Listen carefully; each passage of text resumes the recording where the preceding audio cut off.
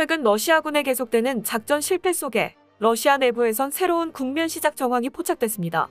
얼마 전 러시아 기갑부대가 시베르스키 도네츠강을 건너다 우크라이나군의 포격에 대대급 병력이 전멸했다는 소식을 전한 적이 있었는데요. 우크라이나군이 성공적으로 러시아군의 도하 시도를 막을 수 있었던 이유가 현재 외국에서 흔하게 사용되는 앱 때문이라고 영국 매체가 밝혀 눈길을 끌고 있습니다.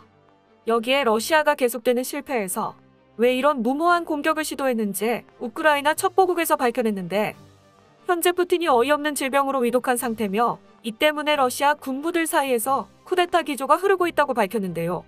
안타까운 소식으로는 최근 의용군으로 참전했던 이근 전대위가 부상을 입어 우크라이나군 병원으로 이송됐는데, 전황과 함께 자세하게 알아보겠습니다. 최근 여러 전황 분석 매체를 종합해보면 우크라이나군과 러시아군은 크게 3개 지역에서 크고 작은 전투를 벌이고 있는 것으로 파악됩니다. 첫 번째로 눈여겨볼 곳은 하르키우 전선인데요. 전황 분석 매체에 따르면 우크라이나군은 러시아 국경을 향해 진격해 하나 이상의 정착촌에 대한 통제권을 되찾았다고 밝혔는데요. 공세를 펼치던 러시아군은 우크라이나군에 밀려 현재는 국경을 넘어 후퇴하고 있는 중으로 파악됩니다. 이 때문에 전문가들은 하르키우 전선은 이제 사라졌다고 평가할 만큼 일대의 우크라이나군 통제가 시작됐다고 보고 있습니다. 영국 BBC는 하르키우 시장과의 인터뷰를 통해 러시아군이 완전히 철수했다고 보도하면서 우크라이나군이 하르키우 일대의 통제권 탈환을 재확인했는데요. 매체는 하르키우 시장의 말을 인용해 하르키우 시내에 있던 러시아군의 전차와 장갑차가 우크라이나군 전투기에 의해 전부 소탕됐다고 설명했습니다. 이는 2달이 넘는 기간 동안 러시아군의 폭격을 견뎌온 이후 얻어낸 소중한 승리라며, 이로 인해 하르키우 주변 전선에도 큰 영향을 미칠 것으로 매체는 말하고 있습니다.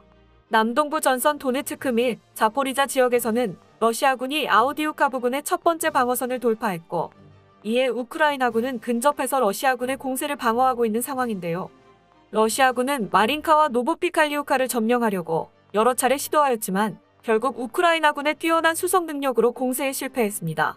현재 훌리아이폴에서 치열한 전투가 벌어지고 있는 것으로 보이지만 아직 정확한 정보나 발표는 없어 둘 사이에 일진일퇴의 공방이 실시간으로 이어지는 것으로 파악됩니다. 해상 통제권에서도 우크라이나군과 러시아군의 변화가 생겼습니다. 우크라이나 국방부 산하 정보국이 운영하는 텔레그램 계정에서 얼마 전 우크라이나군이 폭격을 했던 즈미이니 섬과 관련한 발표가 있었는데요. 우크라이나 정보국은 즈미이니 섬에서 전사했거나 부상을 당한 러시아 병력들이 후방 점령지인 세바스토폴로 이송되고 있다고 밝혀 화제가 되고 있습니다. 정보국 발표에 따르면 즈미이니 섬에 파견된 40명의 러시아 병력 중 오직 8명만이 살아서 후퇴했고, 그들과 함께 약 10명의 전사자가 섬을 빠져나갔다고 전했습니다. 이들은 모두 세바스토폴에 본대를 두고 있는 러시아군 특수부대원들로 알려졌는데요. 세바스토폴 군병원에서 치료를 받고 있는 러시아군 특수부대원들은 부상 치료를 위해 수혈을 받고 있는데, 문제는 군병원 의사들이 그들의 혈액형과 수혈자의 혈액형을 대조하지 않고 수혈하고 있는 것으로 밝혀져 충격을 주고 있습니다. 이로 인해 우크라이나군은 즈미이니 섬 일대 해상 통제권을 되찾았으며, 러시아군 내부에선 부상당해도 군병원 기피 현상이 일어나고 있는 것으로 보여집니다. 현재 이런 현상은 러시아의 낮은 의료 현실을 스스로 증명하고 있는 꼴이라고 전문가들은 말하고 있는데요. 낮은 수준의 러시아 의료체계는 러시아 최고 권력자인 푸틴도 피해가지 못한 것으로 보입니다. 최근 영국 매체 뉴스위크는 우크라이나 정보국이 입수한 러시아 수뇌부 첩보를 대대적으로 보고하였는데요. 우크라이나 정보국 관계자는 푸틴 러시아 대통령이 암과 함께 다른 합병증으로 위독한 상황이라고 밝혀 화제입니다.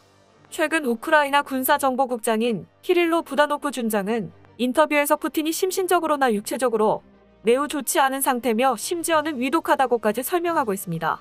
그러면서 부다노프 준장은 푸틴이 위독한 상황에 있는 증거를 제시해 신빙성을 더했는데, 지난 수요일 푸틴은 평소 즐겨 하던 아이스하키 경기에 불참했으며, 이는 매우 이례적인 일로 경기장의 모습을 드러내는 대신 선수들과 참석자들에게 화상연설한 것은 그가 현재 거동도 하기 힘들다는 상황으로 비춰진다고 설명하고 있습니다.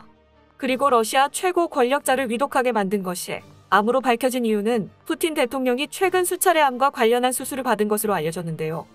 앞서 푸틴은 갑상선암으로 수술을 받았는데, 어떻게 보면 갑상선암은 치료가 가장 쉬운 것으로 알려졌지만 수술 이후 그의 행보를 보면 완치된 것으로 보이지 않으며 몸도 많이 부어있는 것으로 보입니다. 이 때문에 푸틴은 합리적인 판단이 불가능한 상태가 아닌가 하는 의혹이 제기되고 있는 상황입니다. 매체는 만약 우크라이나 전쟁이 올해 연말까지 이어져 결국 러시아군의 패배로 마무리된다면 러시아 연방의 지도자 교체로 이어질 것이라고 보고 있으며 이미 그런 움직임은 러시아 군부들 사이에서 이어지고 있는 상황으로 판단되는데요. 영국 스카이뉴스는 방송 인터뷰를 통해 이런 상황에 대해서 푸틴 대통령에 대한 쿠데타 계획이 진행되고 있다고 반영해 큰 충격을 주었습니다. 이 쿠데타 계획은 우크라이나를 침략한 러시아군의 열세가 이유가 될 것이며 이로 인해 내부에서 정부 전복이 이루어질 것으로 판단됩니다. 이 때문에 군부에서는 이미 여러 차례 러시아군이 몇몇 작전에서 공세에 실패했음에도 작전을 강행해 일부러 병력을 소진시키고 있다는 의혹도 제기되고 있는데요. 얼마 전 있었던 시베르스키 도네츠강을 도하를 시도하다 수차례 실패하였음에도 불구하고 대대급 병력을 전멸시킨 사례가 대표적인 예로 회자되고 있습니다. 전문가들은 처음 몇 번의 시도는 실제 공세 작전으로 보이나 이후부터는 이해할 수 없는 억지로 보였다고 설명하면서 전술에 능통한 러시아군 수뇌부들이 초급 장교도 알만한 이런 기본적인 전술평가를 놓칠 리 없다는 판단입니다. 그런 가운데 우크라이나군이 러시아군의 시베르스키 도네츠강 도하 시도를 완벽하게 저지한 것이 한 앱에 의한 것이 밝혀지면서 충격을 주고 있는데요. 그 앱은 GIS 아르타로 승객을 찾아 가까운 운전자를 배정하는 우버 앱과 비슷하게 목표물을 식별한 뒤 주변 박격포, 미사일, 전투 무인기와 같은 무기들 중에서 공격 무기를 신속하게 선택하는 방식으로 알려져 눈길을 끌고 있습니다. 영국 더 타임스는 이번 우크라이나군의 놀라운 성과에 대해 보도하면서 적의 위치를 보고받고 공격 개시까지 걸리는 시간이 아무리 빨라도 20분이라고 말하며 만약 GIS 아르타를 이용하면 1분 안에 공격 명령을 내릴 수 있다고 전했습니다. 공격을 신속하게 할 수 있을 뿐 아니라 일부러 포를 모으지 않고 흩어둔 뒤 좌표를 찍어 현장 지휘관에게 GIS 아르타를 통해 공격 명령을 내려 여러 방향에서 공격해 포격 원점을 적에게 들키지 않게 하는 것도 가능하며 또한 목표물에 명중하는 시점을 계산해 다른 위치에서 동시에 공격이 가해지도록 해서 러시아의 반격에 혼선을 줄 수도 있는데요. 실제로 최근 우크라이나군은 GIS 아르타를 통해 신기에 가까운 포격 실력을 보이고 있으며 잘 정립된 앱 하나가 군에서 얼마나 큰 힘을 발휘하는지 보여주는 단적인 예가 되고 있습니다. 이것 외에도 방어적인 측면에서 미사일의 목표 지점을 예측할 수 있기 때문에 GIS 아르타를 통해 우크라이나군의 대피 경고를 할 수 있고 앱을 사용하면 민간인 거주구역과 병원 등이 성향에 따라 다른 색으로 표시되기 때문에 러시아군만 타격할 수 있다고 설명하고 있습니다. GIS 아르타 지휘통제 앱을 통해 우크라이나군은 27,200명의 러시아군 전사자를 냈으며 3,000대에 가까운 전술 차량 피해 그리고 1,200대의 전차 손해를 입혔습니다. 이런 가운데 안타까운 소식도 전해지고 있는데요. 얼마 전 해외 의용군과 러시아군의 교전에서 잠시 모습을 비췄던 이근 전 대위가 얼마 전 러시아군 진영에서 특수정찰 임무를 지휘하던 중 부상을 입고 현재 우크라이나군 병원으로 이송된 상태라고 이근 대위 측에서 밝혔습니다. 얼마 전까지만 해도 조지아 의용군과 함께 사진을 찍어 간접적으로 근황을 전했는데 갑자기 부상을 당해 이송됐다는 소식이 전해지며 충격을 주고 있습니다. 현재 이근 전 대위가 어떤 부상을 입었으며 우크라이나 군병원에 입원해 있는지는 밝혀지지 않았는데요. 아마도 우크라이나군 군사기밀을 유지하기 위한 최소한의 소식만 전한 것으로 판단됩니다. 그런데 이보다 더 안타까운 소식이 현재 커뮤니티에서 전해져 화제가 되고 있습니다. 최근 트위터에는 한 우크라이나 군인을 기리는 글이 사진과 함께 올라왔는데요.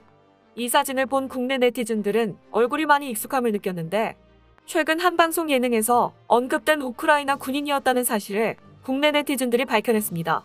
JTBC 예능 프로그램 중 하나인 특파원 25시는 우크라이나 사태에 대해 다룬 적이 있었는데 그때 이번에 전사한 우크라이나 군인이 언급됐습니다. 그는 우크라이나 대학교에서 한국어학과 교수로 있던 사람으로 출연진들 중 한 명과 한국에서 같이 공부했던 것으로 알려져 국내 네티즌들은 더 안타까움을 느끼고 있습니다. 출연진의 말에 따르면 얼마 전까지만 해도 함께 공부했던 친구가 러시아군이 침공해 한순간에 군인이 됐다고 말했는데요. 참전한 이후에도 계속 사진과 근황을 전하며 걱정하고 있을 친구를 안심시켰지만 어느 순간 그 근황이 끊긴 것이었습니다. 그리고는 SNS에 올라온 비보를 통해 그가 전사했다는 소식을 들은 것인데요. 누구도 다치거나 희생돼서는 안 되겠지만 한국을 사랑하고 좋아했던 한 우크라이나인의 비보는 많은 국내 네티즌들을 슬프게 만들었습니다. 이 때문에 현재 커뮤니티에서는 그를 애도하며 명복을 비는 물결이 일고 있는데요.